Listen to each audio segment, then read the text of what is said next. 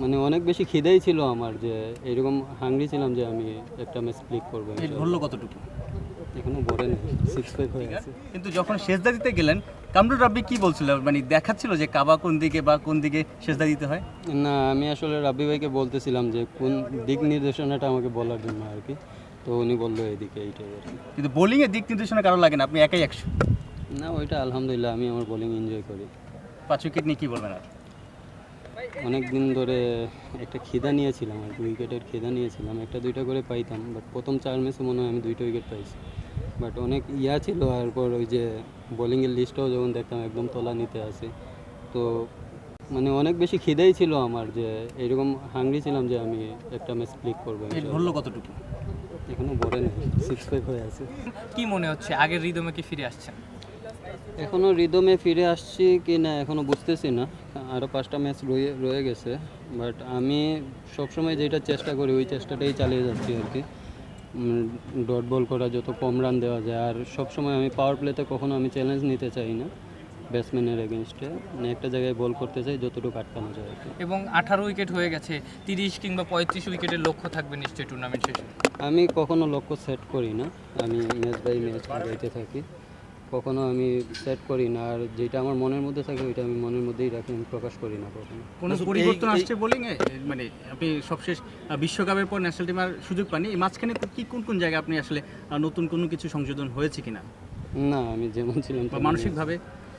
আলহামদুলিল্লাহ অনেক ভালো আছে। তারপর নাসুম মানে প্রত্যেকটা স্টেপে, যেমন ধরুন আপনি স্লোয়ার হোক, স্পিনে হোক, বা হচ্ছে আপনার ভেরিয়েশন অথবা অ্যাকিউরেসি, প্রত্যেকটা সময়তে কাজ করার থাকে সবারই। হয়তো আপনিও যত এক্সপিরিয়েন্সে তারপর কাজ করার থাকে বা কাজ করেছেন বা আরও বেশি দক্ষতা নিয়ে চেষ্টা করেছেন, সেই কাজগুলো কি এই যে ব্রেক সময়গুলোতে করেছেন কিনা, বা কিছু ভেরিয়েশন অ্যাড হোক বা কিছু না? ব্রেক সময়গুলোতে তো করার ওই রকম সময়ই মিলে নাই, প্রিমিয়ার লিগ শুরু হয়ে গেছে, প্রিমিয়ার লিগ খেলতেছি, তো আমার কাছে মনে হইতেছে যে এইবার বোলিং করে মনে হচ্ছে যে আমার বলটা সবাই পরে ফেলছে, আমার ওইটা ডিফারেন্ট কিছু আনতে হবে।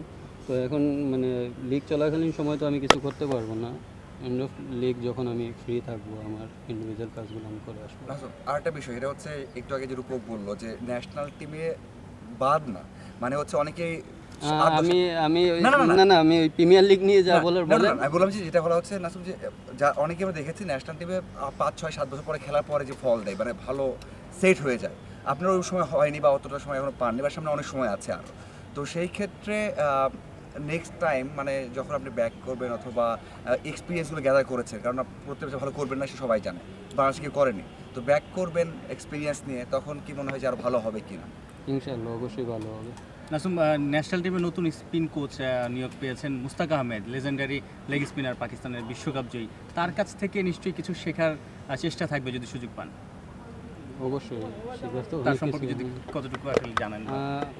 আমি আসলে ওনার সম্বন্ধে তেমন কিছু একটা জানি না, কাজ যখন করব তখন বুঝতে পারবো, আমিও আমার প্রবলেমগুলো ওনার সাথে শেয়ার করব, ওনার কাছ থেকে ভালো কী নেওয়া যায় ওইটা।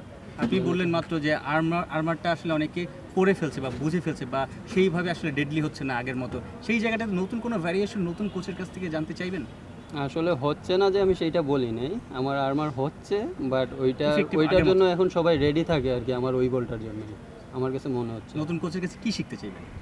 ওইটা নতুন কোচের সাথে কাজ শুরু করি, তারপর ওনাকেই বলবো না। নাসুম, এই গরমে আসলে খেলাটা কতটা ডিফিকাল্ট এবং কী ধরনের প্রবলেম ফেস করছেন আপনারা? আসলে প্রবলেম বলতে গরমটা একটু বেশি, বাট প্রফেশনাল প্লেয়ার হিসেবে এইটাই মানায় নিতে হবে, এইটা মানায় নিয়েই ক্রিকেটটা খেলতে হবে আর কি। এটাও একটা লার্নিং কিনা যে এইরকম তাপমাত্রা? অবশ্যই লার্নিং, ধৈর্যের একটা লার্নিং। প্রবলেম কী হয় বল করার ক্ষেত্রে? না, এখন পর্যন্ত কোনো প্রবলেম ফেস করি নাই, একটু সোয়েটিং হয় আর কি, একটু বেশি আর কি।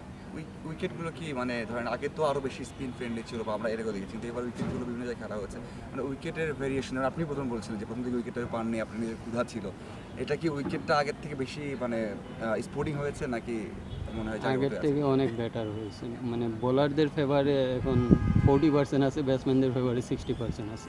কোন ব্যাটারের এগেনস্টে বল করে কঠিন মনে হচ্ছে এই প্রিমিয়ার লিগে? কাউকে বাট যদি আপনি বলেন যে আপনাদের জন্য টাফ হয়েছে, মানে 40% হয়েছে আপনাদের জন্য আর 60% হয়েছে যে ব্যাটসম্যানদের জন্য, সেই ক্ষেত্রে এখন যে উইকেট পান, 5টা উইকেট পেলেন, এখন 18টা উইকেট পেয়েছেন, আপনার জন্য কনফিডেন্স বাড়বে কি না? কারণ আগে স্পিন উইকেটে উইকেট পাইতেন, তখন হয়তো বা সেটা একটা ফলস কনফিডেন্স আসতো, এখন কনফিডেন্সটা বেশি আসবে কি না? অবশ্যই কনফিডেন্স, একটা ম্যাচ আজকে পারফর্ম করছি, নেক্সট ম্যাচের জন্য আরও ভালো কনফিডেন্স নিয়ে আমি শুরু করতে পারবো আবার। ওকে, থ্যাংক ইউ।